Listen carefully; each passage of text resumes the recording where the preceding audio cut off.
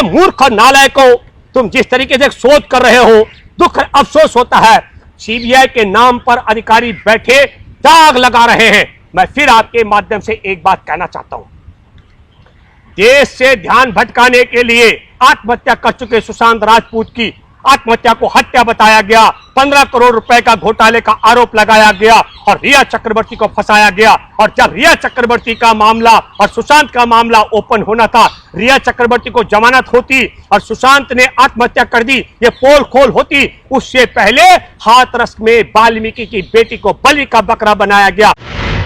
CBI के अधिकारी यदि गुलामी नहीं कर रहे मोदी और योगी सरकार की, तो सीधा सीधा डीएम के पास उसने फोन कर अपने कब्जे में लो, डीएम को रिमांड पे लो। डीएम ने किसके आदेश से उस बेटी को के शव को ठिकाने लगाया और जिसके आदेश से जिला अधिकारी ने हाथरस की बेटी को ठिकाने लगवाया है, उसी ताकत के इशारे पर गैंग रेप पीड़िता की कमर की हड्डी तोड़ दी गई, जुबान काटी गई, उसकी एफआईआर टाइम पर दर्ज नहीं की गई और उसके सैंपल भी टाइम पर नहीं लिए गए और आरोपी जो जेल में बंद है उनको नमस्ते करने के लिए वहां के सांसद भी उनको नमन करने गए। ये बड़ी सच्चाई है। सर जी, जो आज हाथरस को लेकर सीबीआई जांच का मामला चल रहा है, उस पर आप क्या कहना चाहेंगे? इस पर मैं रविंद्र जी यहां से शुरुआत करना चाहता हूं कि सीबीआई का मसला अभी हाथरस में जिस तरीके से शुरुआत की गई है, पहली बात मैं ये कहना चाहता हूं कि हाथरस की बेटी के शव को ठिकाने लगाने वाला जिला अधिकारी जिसने कहा कि तुम्हारी बेटी का अगर कोरोना से मर गई होती तो मुआवजे की रकम नहीं मिलती, मतलब डीएम ने कहा कि तुम्हारी बेटी की कमर तोड़ दी गई, जुबान काट दी गई, गैंग रेप कर दिया गया, उसके शव को ठिकाने लगा दिया गया, तो तुमको तो पैसा दिया और बोली लगाई सरकार ने। आप समझ रहे हैं? तो मैं ये कहना चाहता हूं सीबीआई की सबसे पहली जांच यहां से शुरू होती है।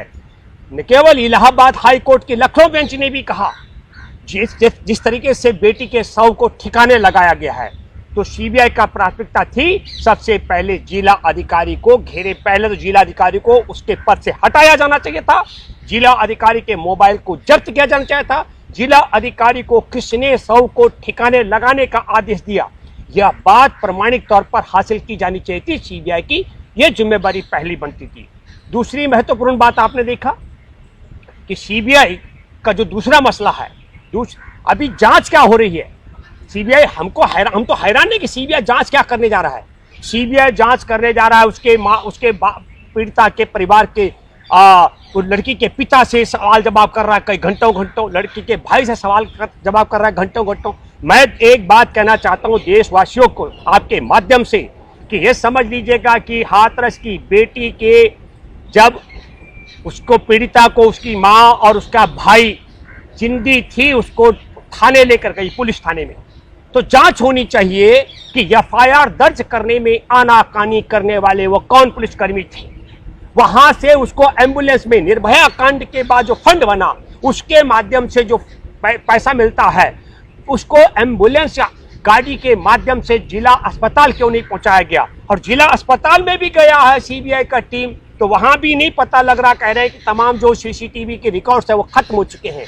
तो मैं ये कहना चाहता हूं कि एकदम उल्टी तरीके से सीबीआई जांच कर रही है। सीबीआई को जांच करना चाहिए कि हाथरस की बेटी के शव को ठिकाने लगाने का काम डीएम ने किसके इशारे पर किया।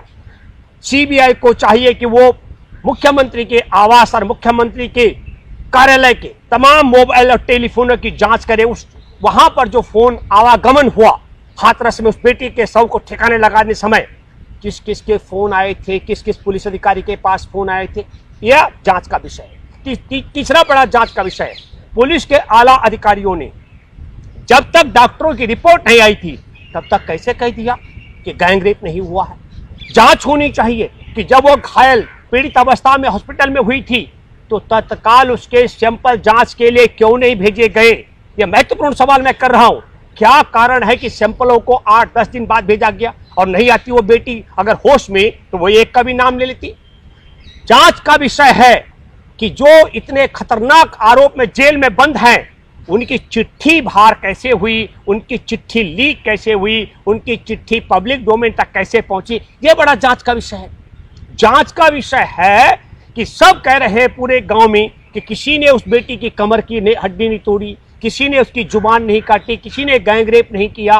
तो जांच का विषय है कि उसकी कमर की हड्डी कैसे टूट गई, जांच का विषय उसकी जुबान कैसे कट गई, जांच का विषय उसकी जान कैसे चली गई। और मैं आपके माध्यम से एक बात बताना चाहता हूं, सीबीआई का क्या क्या खेल है हम आपको बताना चाहते हैं। आपके माध्यम से मैं देश के करोड़ों लोगों को बताना चाहता हूं। ये नहीं है कि हाथरस की बेटी के साथ पहला घटनाक्रम हुआ है, लेकिन मैं बताना चाहता हूं हमारे देश में 14 जून को एक कलाकार सुशांत सिंह राजपूत ने आत्महत्या की दिन में, और प्रधानमंत्री ने 2 घंटे के अंदर ट्वीट करके अफसोस और दुख व्यक्त कर दिया था। 15 जून को उसका दाह संस्कार किया गया, उसके परिवार के लोगों ने कोई आपत्ति नहीं की। और उसके बाद आपने देखा 40 दिन बाद 25 जुलाई को पटना में एफआईआर दर्ज होती है। और एफआईआर क्या दर्ज होती है? एक फौजी की बेटी जो बड़ी कलाकार है रिया चक्रवर्ती, उस पर आरोप लगाया जाता है कि उसने सुशांत लालची है, उसने पैसे के लिए सुशांत राजपूत की 15 करोड़ रुपए को ठिकाने लगाने के लिए उसकी हत्या करा दी। उस पर उसको लालची और 15 करोड़ रुपए में हेरा फेरी का मुकदमा दर्ज किया गया, उस पर हत्या का मामला दर्ज किया गया। और यही नहीं हुआ, 25 तारीख को जिस दिन पटना में एफआईआर दर्ज होती है, उसी दिन भारतीय जनता पार्टी का वरिष्ठ नेता सुब्रमण्यम स्वामी भारत के प्रधानमंत्री नरेंद्र मोदी को सुशांत की आत्महत्या के मामले की जांच के लिए, सीबीआई की जांच की मांग के लिए पत्र लिखता है और कहता है सब लोगों को उसके लिए पत्र लिखना चाहिए। मैं ये बात इसलिए कहना चाह रहा हूं। उसके बाद सिलसिला होता है मीडिया ट्रायल का। मीडिया जो है तार तार करता है एक फौजी की बेटी रिया चक्रवर्ती की इज्जत को, जो ब्राह्मण परिवार में जन्मी। तो मैं आपके माध्यम से जानना चाहता हूं, क्या मोदी और संघ परिवार की सरकार यह सबक सिखा रही है कि किसी फौजी की बेटी अगर फिल्म इंडस्ट्री में जाएगी तो संघ की सरकार उसकी इज्जत को तार तार कराने का षड्यंत्र करेगी? या यह सबक सिखा रही है कि कोई ब्राह्मण की बेटी अगर फिल्म इंडस्ट्री में जाएगी और हमारे इशारों पर नहीं नाचेगी तो उसकी इज्जत तार तार की जाएगी?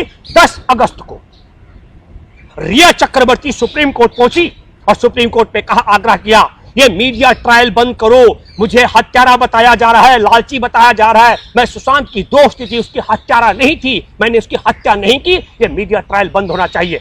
अफसोस की बात है सुप्रीम कोर्ट ने रिया चक्रवर्ती, हमारे देश के एक फौजी की बेटी जो फिल्म इंडस्ट्री की नायिका है, उसके एप्लीकेशन को, उसके आग्रह को अस्वीकार किया और टेलीविजन और अखबार उसकी इज्जत को तार तार करते रहे। यही नहीं हुआ, 19 अगस्त को सुप्रीम कोर्ट में बैठे जज धृतराष्ट्र की भूमिका में उन्होंने कहा पटना की एफआईआर बड़ी साफ है, ठीक है।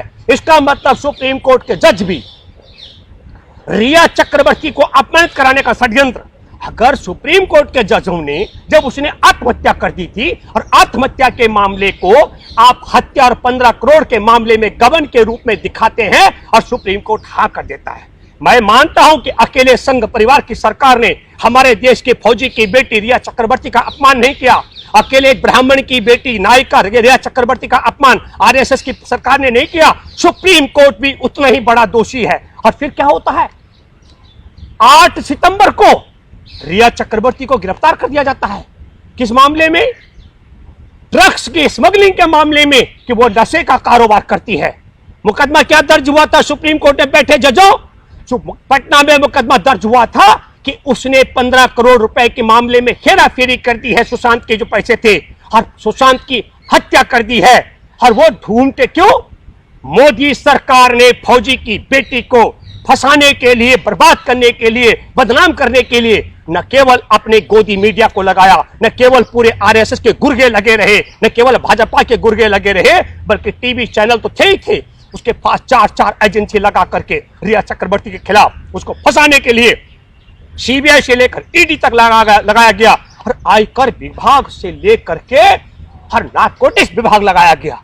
और आपको मालूम है 28 दिन बाद, अब मैं दूसरा बात करता हूं, ये कैसे मैं रिया चक्रवर्ती को जोड़ रहा हूं। मेरे प्यारे देशवासियों, हमारे देश में फौजी की बेटी रिया चक्रवर्ती को एक ब्राह्मण परिवार में जन्मी, अकेला उसी की बेइज्जती नहीं की गई, 20,000 वीडियो टीवी और अखबारों में समाचार छापे गए, वो हत्यारन है, वो ड्रग्स का धंधा करती है, उसने 15 करोड़ में हेरा फेरी की है।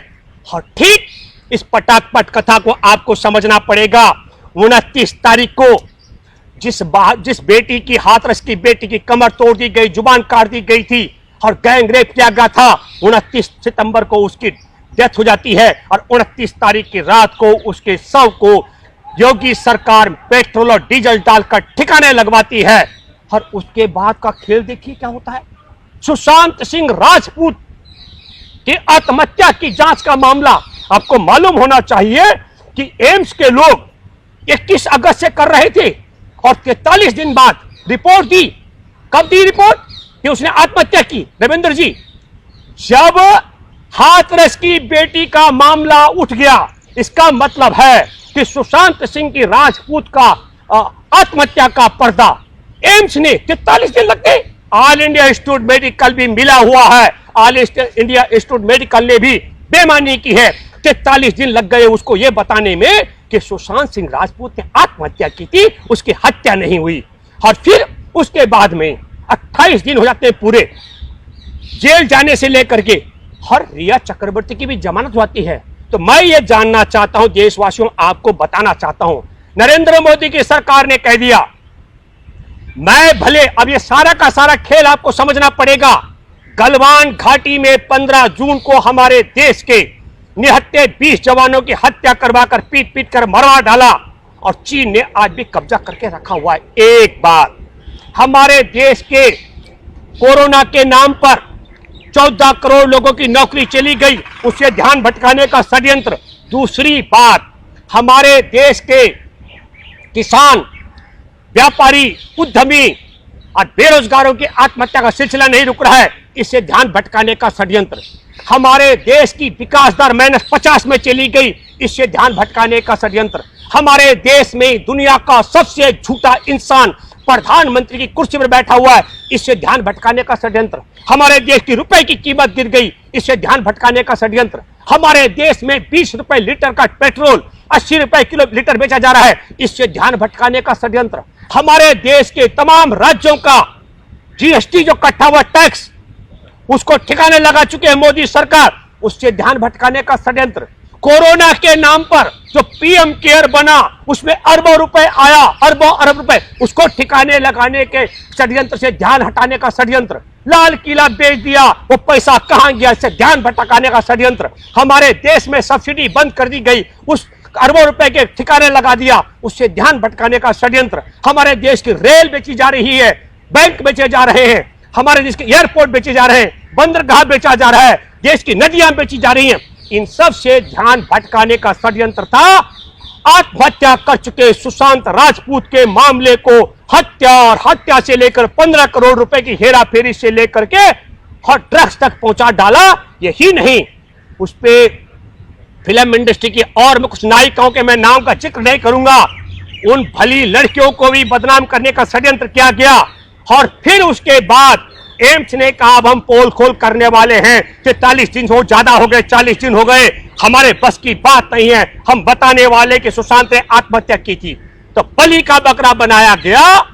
हाथरस में छोटी 3 बीघा जमीन के किसान को, वाल्मीकि परिवार की बेटी को उसकी रीढ़ की हड्डी तोड़वाई गई, उसकी जुबान कटवाई गई, गैंग रेप करवाया गया, जानबूझ के उसका इलाज नहीं किया गया, उसकी एफआईआर टाइम पर दर्ज नहीं की गई, उसके गैंग रेप के सैंपलों की जांच समय पर नहीं की गई। और जब उसकी डेथ हो गई, जवाहरलाल नेहरू मेडिकल कॉलेज अपना अलीगढ़ ने उसको एम्स में भेजा था, उसको सफदरजंग हॉस्पिटल में भर्ती करा करके मरवाया और फिर उसके शव को डीजल और पेट्रोल डाल के ठिकाने लगाया। और मैं आपको बताना चाहता हूं, आप सब लोग समझ लीजिएगा, अब रिया चक्रवर्ती का मामला किनारे चला गया, सुशांत की आत्महत्या की पोल खोल हो चुकी है, 15 करोड़ में 15 रुपए का हेरा फेरी नहीं हुई थी।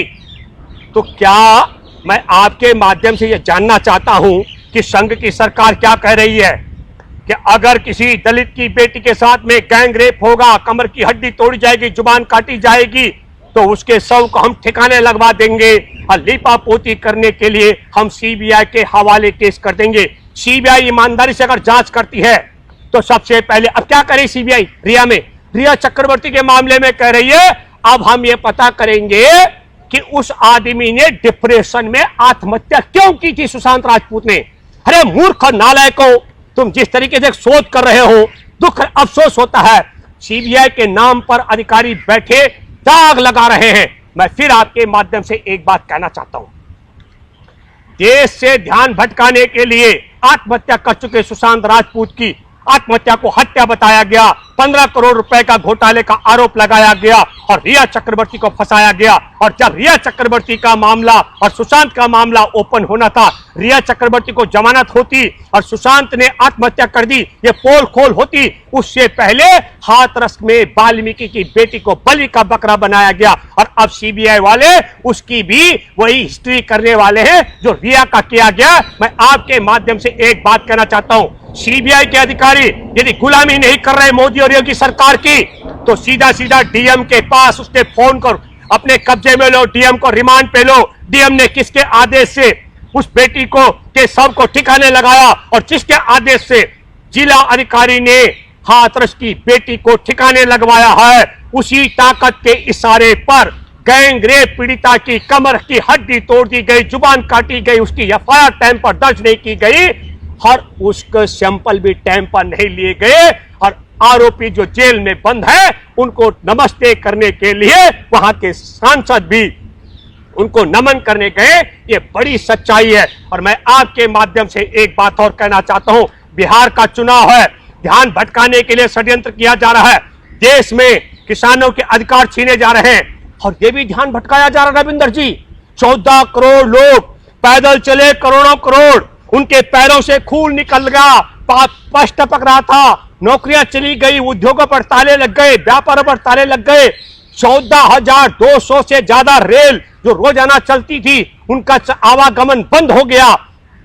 और यही नहीं, हजारों हजार जो मजदूर चलते चलते भूख से मर गए, गाड़ियों से कुचल के मर गए, रेल से कट के मर गए। और गर्भवती महिलाओं ने चलते चलते जो बच्चे जने, उन सब से ध्यान भटकाने के लिए संघ परिवार के इशारे पर हाथरस की बेटी के साथ गैंग रेप हुआ, कमर की हड्डी तोड़ी गई, जुबान काटी गई, उसको जानबूझ करके उपचार टाइम पर नहीं दिया गया, सैंपल की जांच टाइम पर नहीं की गई और उसके शव को उसके परिवार को सौंपने की बजाय पेट्रोल और डीजल से ठिकाने लगाया गया। और अब पूरा माल दिमाग से पूरे मसले को भटकाने के लिए सीबीआई की जांच की बात की जा रही है। अरे बहुत जज है ईमानदार देश के, किसी भी ईमानदार जज जस्टिस मदन लोकुर बी, जिन्होंने 2018 में दिसंबर में फैसला दिया था कि पीड़िता के नाम को उजागर नहीं किया करना चाहिए। अब मैं आपके माध्यम से कहना चाहता हूं, क्या सीबीआई के अधिकारी या सीबीआई में इतने नालायक हैं जिनको दिसंबर 2018 का सुप्रीम कोर्ट के जस्टिस तत्कालीन जस्टिस मदन बी लोकुर का फैसला याद नहीं है? उनका आदेश था पीड़िता के नाम को उजागर नहीं किया जाना चाहिए। तो सीबीआई हाथरस की बेटी की एफआईआर पहले अपनी वेबसाइट में लगाती है और फिर बाद में हटा देती है। इसको भी बहुत तिल का ताड़ बनाने का मसला है। असली मसला यह है सीबीआई के अधिकारियों, जिला अधिकारी ने उस बेटी के शव को ठिकाने क्यों लगाया, किसके कहने पर लगाया? जब वो लड़की जेएन मेडिकल कॉलेज से भेजी गई थी एम्स में, तो सफदरजंग हॉस्पिटल में किसके कहने से भर्ती कराया गया? ये जांच का विषय है, ये जांच का विषय है। एफआईआर देर से करने का षड्यंत्र क्यों किया गया, ये जांच का विषय है। उसके सैंपल टाइम पर क्यों नहीं लिए गए, ये जांच का विषय है। कि जब डीएम उस परिवार को धमकाने क्यों पहुंचा, डीएम ने कैसे बोला कि गैंगरेप से मरी, कमर टूट गई, जुबान टूट गई, सब ठिकाने लग गया, कोई बात नहीं है, तुमको 25 लाख तो मिल गया। और अगर कोरोना से मरती तो ये सब भी नहीं मिलता। ऐसे नालायक अधिकारियों के लिए इलाहाबाद हाई कोर्ट के लखनऊ बेंच के जजों ने सही पूछा, अरे अधिकारी ऐसा बोलने वाले, अगर तेरी बेटी के साथ में गैंगरेप हो, उसकी कमर की हड्डी टूटे, जुबान कट जाए, सब ठिकाने लग जाए, तो क्या तू मान जाएगा 25 लाख रुपए में? नालायक, ऐसी जांच होनी चाहिए ऐसे नालायक अधिकारी की। इसने ये सब बात क्यों कही? जिन पुलिस के अधिकारियों ने, आला अधिकारियों ने कहा गैंग रेप नहीं हुआ, ये जांच का विषय है। और जांच का विषय है कि वहां जेल में बंद अपने आरोपियों ने चिट्ठी कैसे लिखी और अब नई पटकथा कैसे लिखी जा रही है। 100 ठिकाने लगाने के बाद कहा जा रहा है कि लड़की का प्रेम प्रसंग था, तो प्रेम प्रसंग में कमर टूट जाती है, जुबान कट जाती है, थाने में जाकर के एफआईआर दर्ज होनी बंद हो जाती है, हॉस्पिटल में उपचार ढंग से नहीं होता है, सीसीटीवी कैमरे के वीडियो डिलीट हो जाती है, एम्स की बजाय मरीज 70 जंग पहुंच जाती है, परिवार को 100 मिलने की बजाय पेट्रोल और डीजल से जलाई जाती है। और एक लास्ट बात मैं कहना चाहता हूं, आप कह रहे हैं कि विदेशी 100 करोड़ रुपए का मामला है, तो क्या वो योगी आदित्यनाथ और मोदी ने खाया क्या, ताकि बेटी का 100 ठिकाने लगाने का काम? देशद्रोही है वो जिन्होंने बेटी का 100 ठिकाने लगाया, वो धर्म के द्रोही हैं जिन्होंने देर रात को बेटी को जलाया, वो अधर्मी और पापी हैं जिन्होंने उसके 100 को ठिकाने के लगाने के बाद कहा कि ये तो ऑनर किलिंग का मामला है। हे नालायकों, ये समझ लो तुम लोग, तुम जो आरोप लगा रहे हो, सीबीआई के अधिकारी, जांच अधिकारी से मैं कहना चाहता हूं, वो जिंदी थी बेटी, उसे जब थाने लेकर गए थे, उसकी मां और उसका भाई जिन पर आरोप लगाया जा रहा है, वो हॉस्पिटल जाते रहे।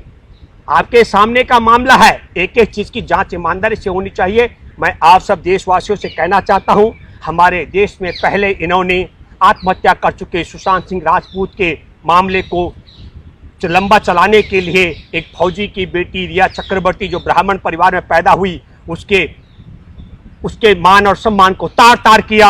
अफसोस की बात है, मैं आपके माध्यम से कहना चाहता हूं, सुप्रीम कोर्ट में बैठे उन जजों को भी माफी मांगनी चाहिए जिन जजों ने कहा कि पटना की वो झूठी एफआईआर सच है। और माफी मांगे नरेंद्र मोदी, हमारे देश की फौजियों की बेटियों से, जो फौज की बेटी को उसने इतना बदनाम करवाया। और माफी मांगे वो सीबीआई, माफी मांगे वो ईडी अधिकारी, माफी मांगे वो आयकर अधिकारी, और माफी मांगे वो नार्को टैक्स के विभाग के अधिकारी जिन्होंने झूठे मामले में 28 दिन के लिए फौजी की बेटी को जेल में बंद करवाया। और माफी मांगे वो योगी आदित्यनाथ और नरेंद्र मोदी जिसके इशारे पर डीएम ने हाथरस की बेटी के शव को ठिकाने लगाया। और माफी मांगे देश से नरेंद्र मोदी जिसने कोरोना का भय दिखाकर हमारे देश के उद्योग, व्यापार, रेल, होटल इंडस्ट्री, किसान सबको तबाह करवाया, सड़क पर चलने वालों को पुलिस से पिटवाया, और जो चलते चलते जिनके खुले आसमान में बच्चों को जन्माया,